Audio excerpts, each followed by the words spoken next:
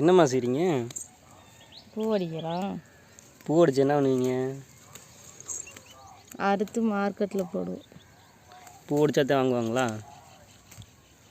ஓடிக்கணும் வாங்க மாட்டாங்க. கட்டு எவ்வளோங்க போகும்? 5 ரூபாய்க்கு கூட வாங்க. விவசாய நிலம் அந்த மாதிரி ஆகிப்போச்சு.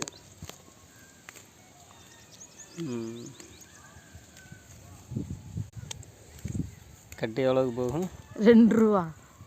இப்போ 4 கட்டு 8 ரூபா தானா? 8 ரூபா 8 ரூபாய்க்கும் போகும், 10 ரூபாய்க்கும் போகும். மொத்தமாக போடுவீங்களா, முடி கணக்கில் போடுவீங்களா?